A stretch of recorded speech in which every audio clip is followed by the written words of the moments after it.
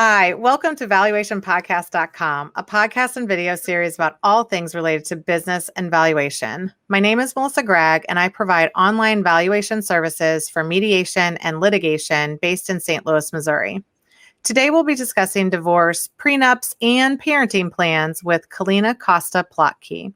She's a family law attorney in Atlanta, Georgia with KF Law, LLC.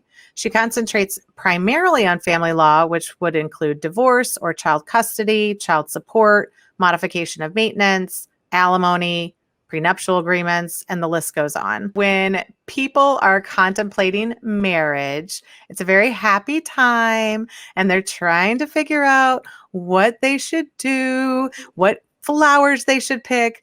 But in some cases, they have extensive assets, or they have some things that they come into the marriage. And so when we're talking about this concept of a prenuptial agreement, what do you traditionally see included in an agreement like this? So most of my clients require pretty extensive prenuptial agreements. They usually have businesses that have been already created and have assets and are doing pretty well.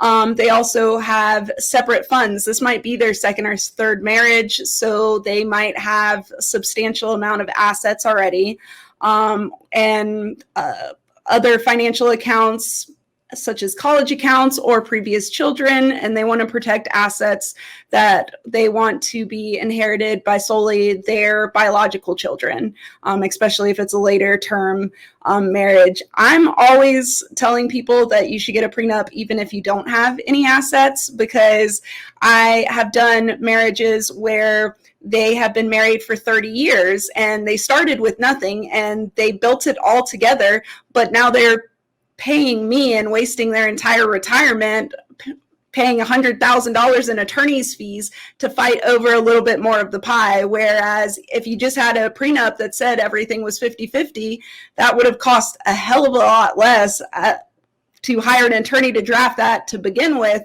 versus hiring two attorneys to fight it out later on. And do you have to think of everything? Like, can you say, okay, you don't get anything, I'm going to keep all of my stuff, and then everything that we create, I'm going to keep that as well. And I'm not going to pay you any alimony. I'm not going to pay child support. Can you include all of that stuff too? Like, that would be great, right? It would be great.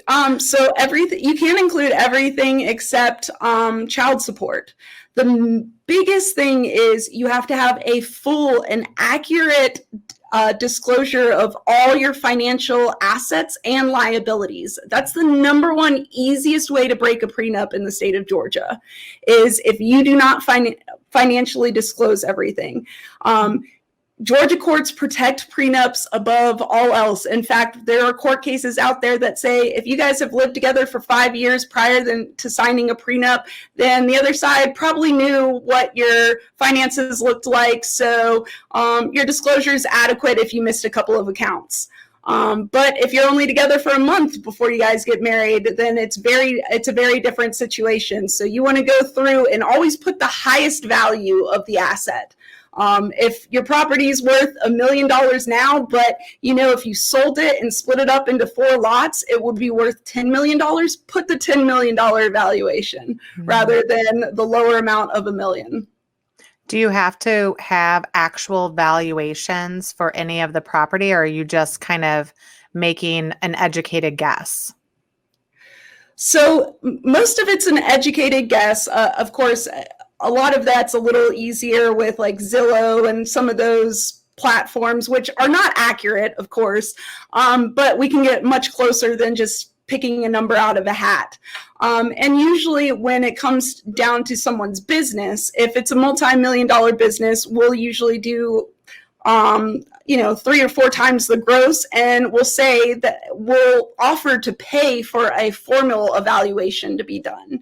Now, if the other side doesn't want a formal evaluation and they're willing to take our evaluation, then that's fine. But you always offer to have a formal evaluation done.